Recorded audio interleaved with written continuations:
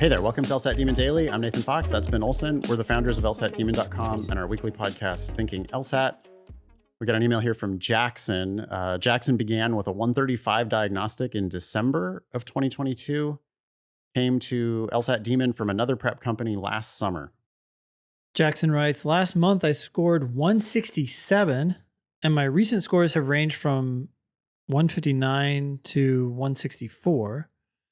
My goal is to get a 173 or higher, as I hope to attend the University of Chicago or Georgetown Law. My problem, however, is that I'm unable to score higher than my current standard despite consistent practice. How would you recommend breaking from this score zone? My average for games is 19 to 21. For logical reasoning, it's 19 to 22. And for reading comprehension, it's 17 to 21. I appreciate your time and hope you will have a wonderful day. Well, thanks, Jackson. It sounds like that 167 is a practice test score. I'm guessing. Probably not an official score. Well, I don't know. Who knows? Jackson, either way, you've come a long way, right? From 135 to 167, that's 32 points. Holy shit. I have a feeling, though, that your ceiling is being imposed by the fact that you're trying so hard to get to 173. Okay, so what's the solution for that? Start focusing on the questions you miss. Just look at every question that you miss as an opportunity to improve some unknown weakness within your LSAT arsenal. And eventually fixing each of those weaknesses will yield higher scores. Yeah. I will point out here, since you helpfully provided your section by section breakdown, if you're trying to get into the 170s, you really do need to be perfect on logic games. It's just not likely to get in the 170s unless you're going to get 23 points on the games. I guess there's room for occasionally dropping one question at, maybe you skipped a rule sub question or something like that.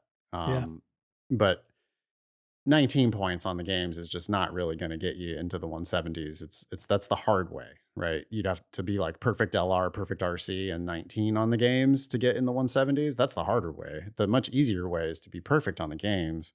And you're close. I'm not trying to beat you up or anything, but you're leaving almost a whole game on the table sometimes. If you get 19 points, you're leaving 4 questions on the table. That's almost a full game. And that probably needs to be perfect, like reliably perfect, to give yourself the best chance of 170 something. Yeah. You do also need to improve in logical reasoning and in reading comp. There, I would not be demanding perfection. I would just be trying to get you to focus on accuracy for most students. I have no idea how many questions you're actually attempting, but if you're attempting the full section and you're scoring 19 to 22 on LR, you need to do fewer questions. If you're doing the full section and you're only scoring 17 to 21 on reading comp, you definitely need to slow down. You're losing your most questions on reading comp. I mean, sometimes you're missing 10 questions on reading comp. Hopefully that's because you're leaving an entire passage blank or randomly guessing on that passage. But, it's not that hard to get 17 points on reading comp.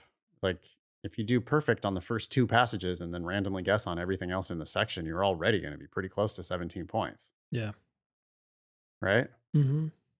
I mean, there's going to be like 6 questions in the first passage, 8, 6 or 7 questions, 8, sometimes 8 questions. There's 27 in the section. So the first 2 passages usually have like 13 questions. Yep. And if you just went 13 for 13 on the first 2 passages and then randomly guessed on everything else, you already should be like at 17. But my guess is that Jackson is doing 3 passages, or God forbid, 4 passages with really low accuracy.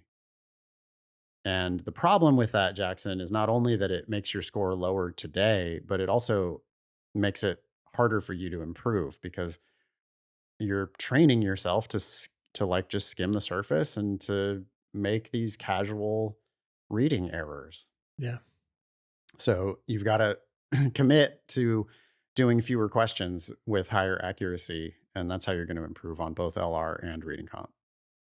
Great. Any more advice, you think, for Jackson? No.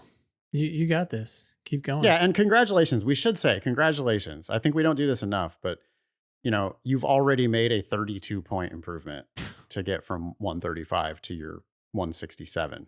Yeah. And that's just awesome. And so you do need to take a moment to realize that you have already transformed your life, Hmm. not to the tune of Chicago or Georgetown, not quite yet. Yeah. But you have started to grasp, you know, how this test actually makes sense.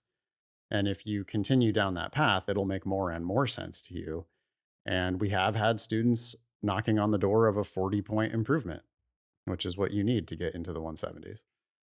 So, congratulations. Hope you'll write us back and let us know if that was helpful or if you have any follow ups. Email daily at lsatdemon.com if you'd like to ask a question or share some LSAT or law school admissions news. Thanks for listening.